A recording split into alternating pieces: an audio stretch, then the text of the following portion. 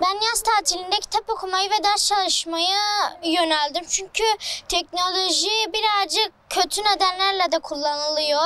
İyi nedenler de kullanılıyor. İyi nedenler bilgilerimizi geliştirmek için, kötü nedenler ise gözlerimizi bozuyor, beynimiz küçülüyor, aklımızdaki bilgiler siliniyor.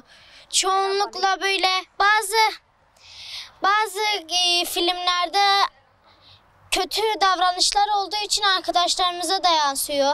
Ben bir de kitap okumayı sevdiğim için kitap okudum ve arkadaşlarımla oynadım. Bir de bu okula etüte geldim. Burada bize teknolojinin yararları ve zararlarıyla ilgili anlattılar ve ben de anladım ve kitap okumayı da seviyorum. Bugün teknolojinin yararları ve zararlarını öğrendim. Mesela sabah kahvaltı yapamıyoruz. Telefona, bilgisayarda bazı işlerimiz oluyor. İyi yönleri de var fakat kötü yönleri de çok fazla. Yazın ben kitap ve ders çalışmayı daha çok kullandım. İlla ki telefona ve tablete de bakabiliriz. Bir şekilde bakabiliriz ama onların çok zararları var. Mesela akşamları sohbet edemeyebiliriz, yemek yiyemeyebiliriz. O yüzden çok kötü de yönleri var. Biz geçen sene bu okula sınavla girdik ve bu okulda bize teknolojiyle alakalı iyi, kötü şeyleri öğrettiler. Mesela iyi teknolojiyle alakalı iyi şeyler, teknolojinin bizim okulda derslerde işlediğimiz şeyleri internetten tekrar edebilme şansımız oluyor.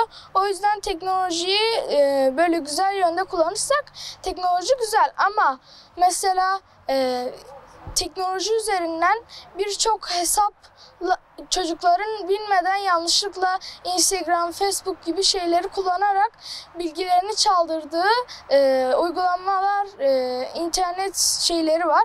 O yüzden bu uygulamalara yönelmemeye, kitap okumaya ve ders çalışmaya yönelmek daha güzel. Bugün teknolojinin zararlarını öğrendik. Teknolojinin zararları da var, faydaları da var tabii ki. Yani fayda diyemeyelim de olumlu yönleri de var, olumsuz yönleri de var. Olumlu yönleri araştırma gibi şeyler yapabiliriz ama olumsuz yönleri telefona uzun süre baktığımızda diğer işleri unutuyoruz. Ardından mesela böyle televizyonda böyle olumsuz şeyler izlediğimizde bunu arkadaşlarımıza ya da ev hayatında agresifleşiyoruz ve arkadaş ortamında kötü şeyler yapabiliyoruz. İşte bu yüzden teknolojiyi doğru kullanmamız gerek. Doğru kullanmazsak yani biraz kötü biraz demeyeyim de bayağı kötü olur.